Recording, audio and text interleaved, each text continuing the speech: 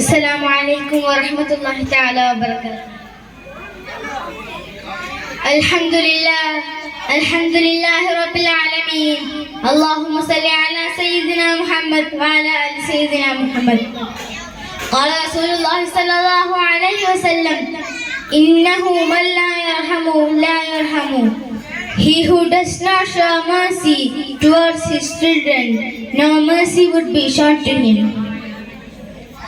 ബഹുമാനപ്പെട്ട ഉസ്താദുമാരെ, പ്രിയപ്പെട്ട കൂട്ടുകാരെ, അന്ത്യപ്രവാചകൻ മുഹമ്മദ് മുസ്തഫ സല്ലല്ലാഹു അലൈഹി വസല്ലം തങ്ങളുടെ ജന്മദിനാഘോഷവേളയിൽ കുട്ടികളുടെ പ്രവാചകൻ എന്ന വിഷയത്തിൽ അല്പം ചില കാര്യങ്ങൾ നിങ്ങളുമായി പങ്കുവെക്കാൻ ഞാൻ ആഗ്രഹിക്കുന്നു.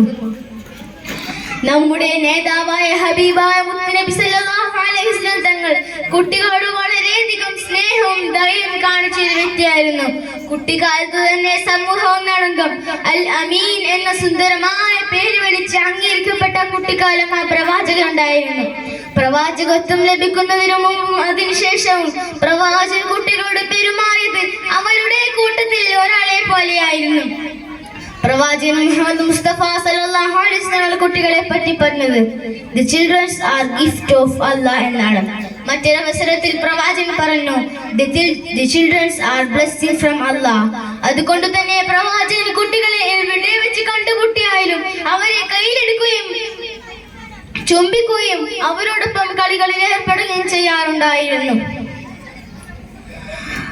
കുഞ്ഞുങ്ങളെ മടിയിലിരുത്തി താലോടാറുണ്ടായിരുന്ന പ്രവാചകൻ ഒരിക്കൽ തന്റെ പേരക്കുട്ടികളായ ഹസൻ ഹുസൈൻ റളിയല്ലാഹു അൻഹുവിനെ മടിയിലിരുത്തി താലോലിച്ചുകൊണ്ട് ഇങ്ങനെ പ്രാർത്ഥിച്ചു, അല്ലാഹുവേ, നീ ഇവരോട് കരുണ കാണിക്കണമേ.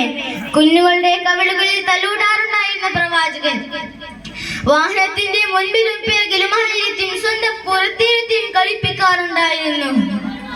യുദ്ധവേളയിൽ പോലും കുട്ടികളെ ഉപദ്രവിക്കരുതെന്നും അവരെ സംരക്ഷിച്ച് അവരോട് കരുണ കാണിക്കണമെന്നും പ്രവാചകൻ നമ്മെ പഠിപ്പിച്ചു.